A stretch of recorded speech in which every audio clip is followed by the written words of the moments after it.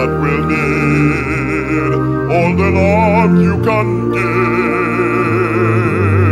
every day of your life. Hey, welcome to the Lezlie Show. Today we have an internationally acclaimed opera singer. He's from Chile and he studied in Italy. He's performed for several kings and queens, as well as 2 presidents of the United States, and also for the Pope. Let's have a nice welcome for Dr. Samuel La Palma. Woo!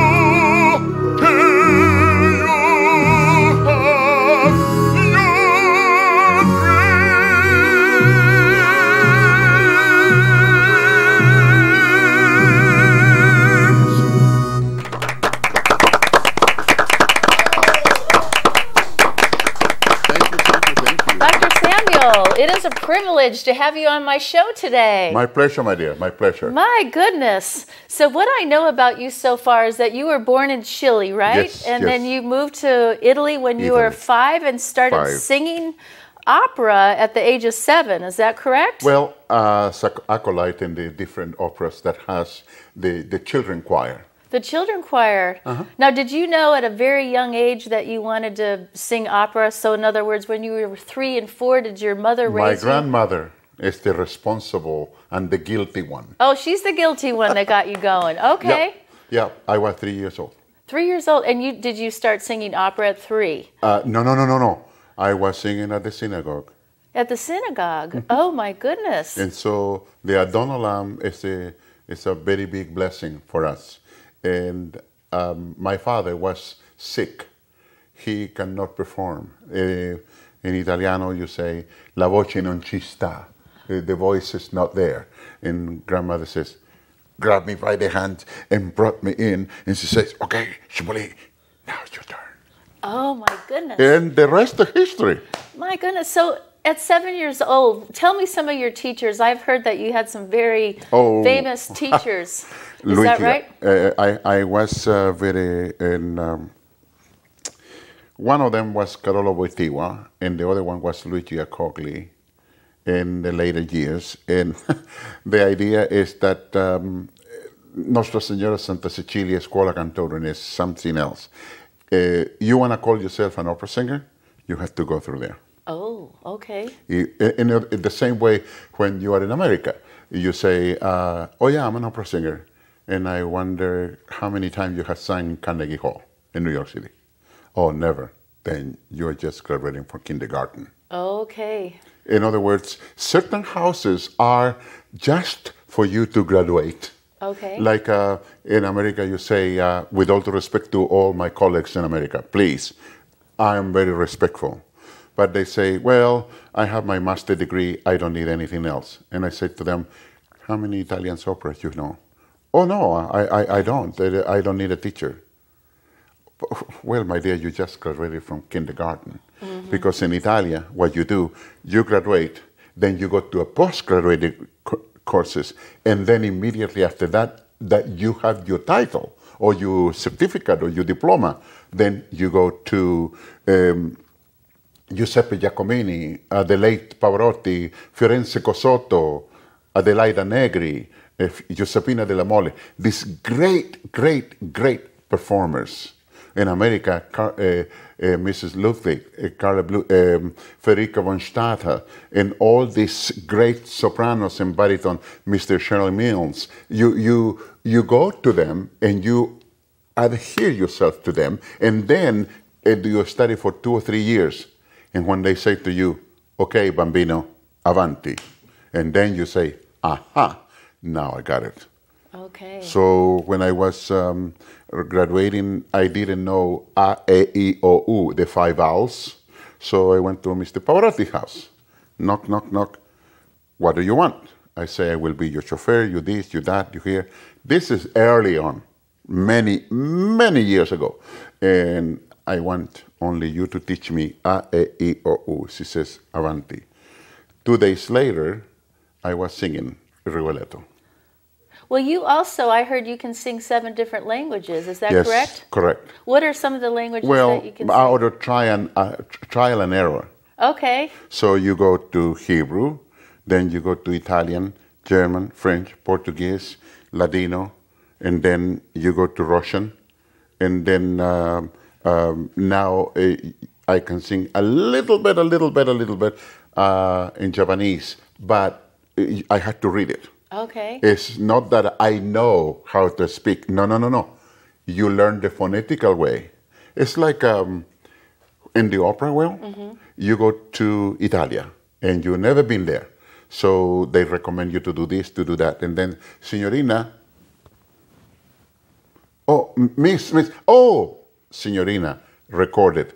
And then little by little, as you speak with the people, then your brain requested your words, and suddenly, sooner or later, thank God, you are speaking with them. Oh. So trial and error. Okay. In my opinion, humbly, I say that to you and to our audience. I put a little piece of paper with the name of the base, everything that is in the house. Okay. And then a little piece of paper, phonetically, the way I can understand it in my own original language. Okay. So if you see the famous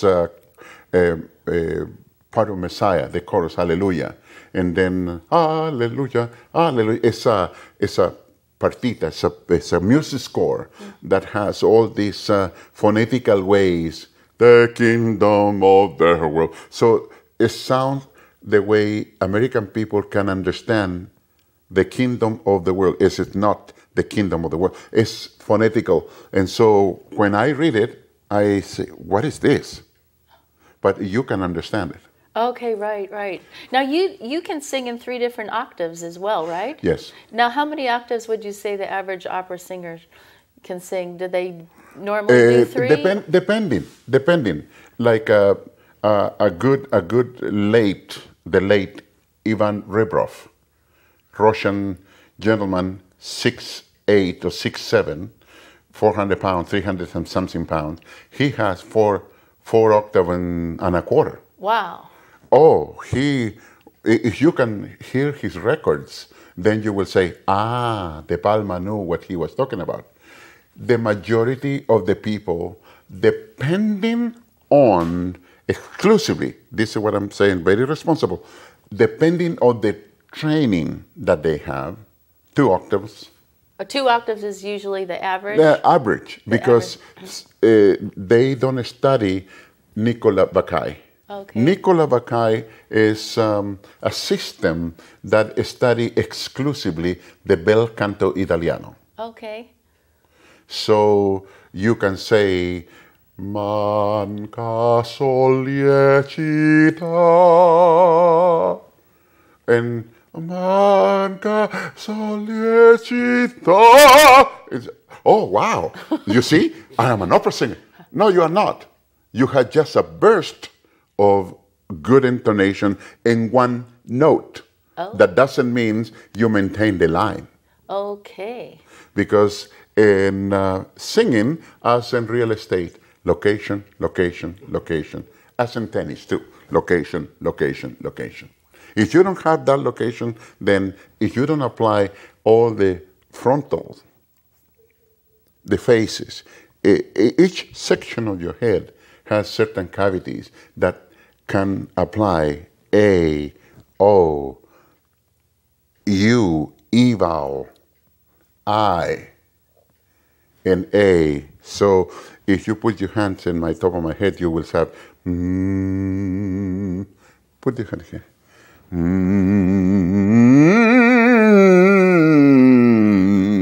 Oh, I bet the average person wouldn't know that. Explain to them what just happened to you. Well, just what he basically is saying, that when you're singing, it affects different parts of your head. Exactly. The prefrontal cortex, I believe, is right here. Yeah, yeah. And the limbic system, and it's affecting all different parts of your brain, basically. But then the idea is that you have resonance inside. Right, I could feel that. And that is the tone of your voices. Some people say, oh, I cannot sing, because they have certain resonance in the head that they have not developed. But it can be developed. Oh, yeah, of course. Everybody can sing. Everybody can sing. Oh, yes. What if they're tone deaf? The idea is, thank you for saying that, because a tone deaf person has not educated the ears. Okay, you have experience singing. Say that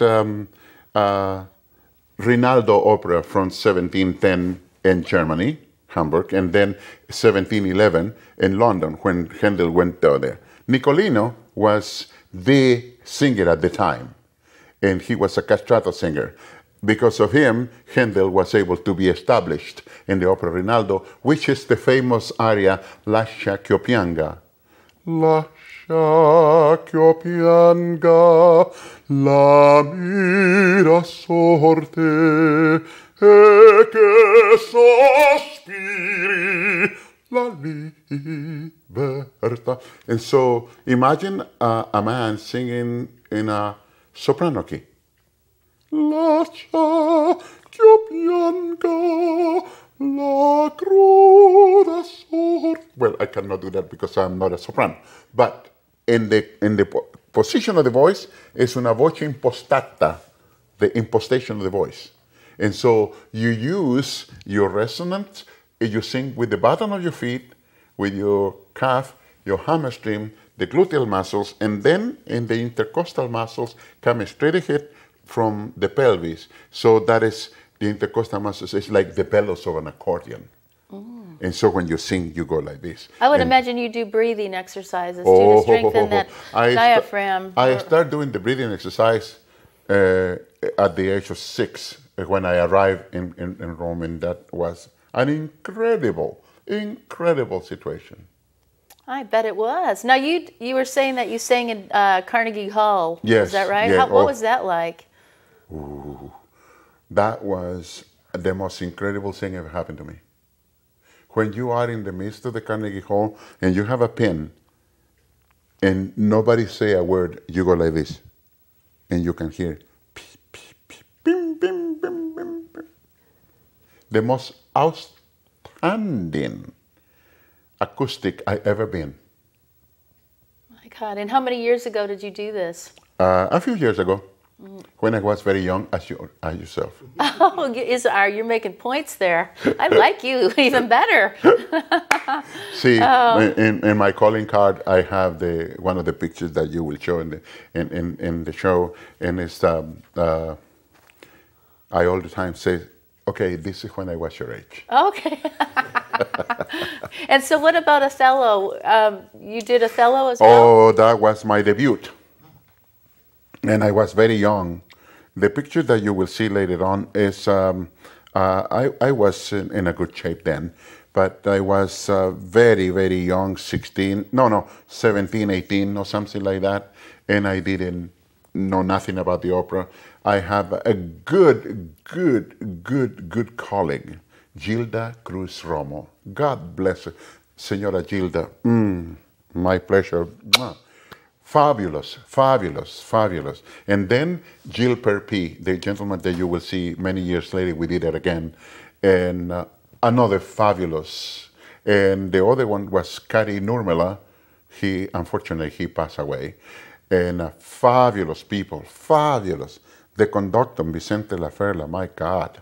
These people are not existent anymore because they knew the value of the voice. And so they saw me and they saw something that was unusual, and they exploded. And then when they explored with me, then suddenly the Samuel de Palma that you know show up. And of course, it's a training, constant training, constant studying, searching.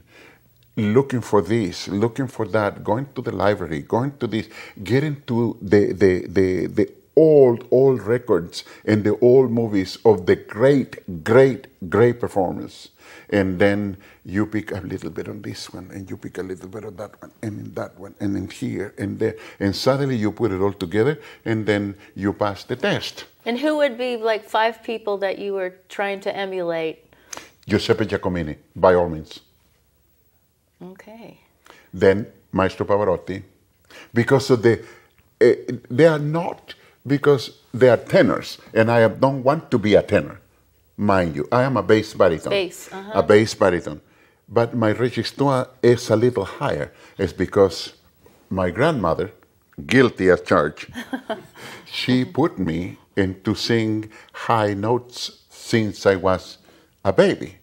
And so I continue. And then when I went to church, and when I went to the synagogue, or when I went to different concerts, I just was singing high and high and high. And suddenly, that I went to get a little older, the voice is stuck there. And so then it's when you craft according to your teachers. Okay. And it is one of the teachers was Maestro von Karajan. And Karajan says to me, very early, I was no more like this, canta con el core. Sing with your heart. When you sing with your heart, your mind and your feelings and your intellect and your spirituality shows up. And then when you done all that, then it's when you go to the real teachers and you say, okay, now what? And then they say, if you are going to sing to Gilda and Rigoletto, and you are the assassin, and you need to kill her, you don't want to say, oh, can I kill you? Yeah, so in other words, you're saying, do what you do with passion and feeling. That's going to make it come alive. But then you take possession of the character like a Maestro Giuseppe Verdi. That is why I'm being called Basso Verdiano, because I do just that. And I don't go to other composers, not much, but it's Verdi, because Verdi is the monstrosity, Verdi is the pinnacle, Verdi is the summa cum laude of what opera is. He, for first time in opera, put sensuality, philosophy, spirituality, and intellect in a character. And when you start studying why I had to kill you, and then I go like this, and I paint black here and there, and I bring my knife along like this, and then I say, in Pavarotti or the tenor is singing, La donna è mobile, qual piuma al vento muta. And he is in the second floor going to sleep, but he is muttering the aria. And then I say, ha, era il vostro uomo, viverde, ha. Oh, morire, pietà ricorderò, trova consigli, I will give it to you, just come down. Because I'm already, at that time, in a covenant or pact or contract with Rigoletto, who want to kill him. Right. Now, do you do acting as well, or strictly Yes. Oh, yeah. No, you're an actor as well. You have to perfect your craft. So studying the different roles, the different maturity on what you are going to do. If you do Verdi, then go to Verdi, go to the beginning, why he did tell Giuseppina Stropone. Rigolet. And Giuseppina Stropone was an expert in French and a good piano player and a good singer. And they stay there for 50 years until they get married. And that was a no-no at that time. They live together. Ooh, don't tell me. But then who will tell something to Maestro Verdi? Right. And so she says, Rigolet, giggle. And she started looking to the sky and the idea, in her mind, trying to, because the censor says, no, the king cannot be killed on the stage. And Verdi, as usual, went in a rage. this imbecility of these people. And then, Maestro, you will be sued. Oh, that will put me in a great sense of humor. So picking up from him, directly from him, that you apply to little thing here, little thing over there, and then a little bit here, and when you have to do Otello, or when you have to do Simon Boccanegra, or you have to do Nabucco, my favorite opera. That is between Israelis and Babylonians. Okay. That is history of the people of Israel going in slavery to Babylon. And so at that time was the Tedeschian, the Babylonians, and the Israeli were the Italian people. So the Italian took that opera like, no, we are going to destroy them. And at the end, that is the Va Pensiero, the famous aria that the choir sing, that unite the entire country. Beautiful. Yeah. Well, let's segue a little bit to the children that you work with. That you work with some of the kids that got into a little. Yes. Juvenile hall. We Yeah. call it. Okay? Well, they're. You cannot say that these kids are in prison. They are detained. Okay. In Santa Barbara, called Los Prietos. Okay, but your heart basically went out to them for some reason. That Well, you of course, felt like because when I was their age, I was in a lot of trouble. Uh-oh. Oh, yeah. I like to fight. And then my fighting was like this. And so go like this to me and punch my head. And so I punch myself. Oh, my goodness. And so I didn't know how to defend, but I like to, and I go like this, but not like that here. And so until a Chinaman came to live in our house. And he says to me, go like this, go like that, go this way. And a little karate style. Oh, yeah. And from that time, nobody touched me anymore. Oh, well, smart. Okay. And one time I ran home and my mother says, this was like a Japanese person, a line here. And it's like I was smiling. But all this black and blue, because the boys just punch me here. Didn't have to punch me in my face, just punch me here. And they enjoy that. And I was afraid because I knew I will hurt somebody. Okay. And one day I cannot howl anymore, and I just go, pow! And the girl goes, and there he goes. Oh, one. Okay. And so from that time and on, I think I went to study more the voice than fighting. Fighting around, okay. Yeah. But anyway, you did have an affinity with these kids, and you wanted to help them. Yeah. Did you feel that music would help them? Well, always. If you see Sister Act 1 and 2 with Whoopi Goldberg, Yes. these kids were irreconcilably wrong in the two schools. And look at what happened. Music saved the school and gave them something to do. That was not rap music. That was just choral music. And when you invest time and teach them how to present themselves, I'm trying to mimic. Please, guys, forgive me. Girls, I'm not against you, please. I'm in your favor and I'm in your corner. You know, I'm saying, what's up, man? That is only a section of society.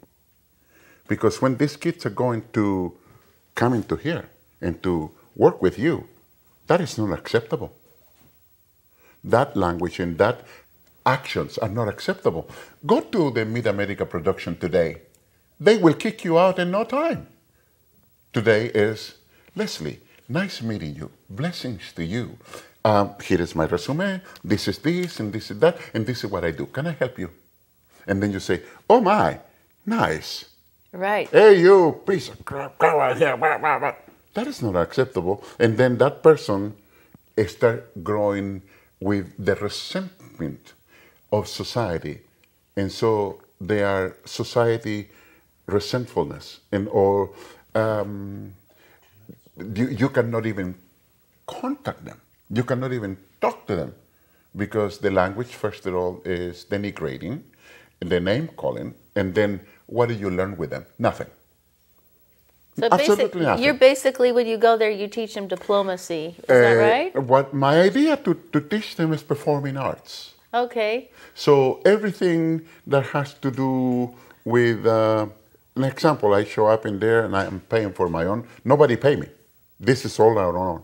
And I say to them, well, yeah, wow, excuse me, Mr. So-and-so, this is my time. I'm paying for it. If you want to be respected, I expect that you respect me too. What's your name? Oh, John McCormick. Mr. McCormick, nice to meet you. Good to know you. So tell me, what do you do? Yeah, that is not acceptable language. Here, etc., etc., etc. And then, when I show him the Pilgrim Chorus from Tannhäuser, from my voice, then they will realize, oh, can we do that? Oh, sure. And so suddenly you start teaching them voice, singing here and there. In about 5 months, they start singing, and then they say, we did that? Yeah, and I hope that you do better than the first group. So, but by now it's about 9 groups. That's great, and I'm sure their self-esteem just goes to the because top. they realize that crime don't pay. Right. And you don't want to be associated with the cops, because the cops is a big family, and wherever you are, they will catch you anyway. So the cops are there to help you. It's like you are going to the doctor. You are going to a learned friend that will help you with your ailments. So the law is the same. And then I'll teach them whatever. Okay, in this studio, line in, how many lights are here? Okay, number 4, number 45, 14, and 12. Okay, on Lezlie, please. And then on me, this, that. And then different sections. And especially when you are in the opera, you have to have certain shadows, certain accent. So like this, when the audience see the drama, you know what happened?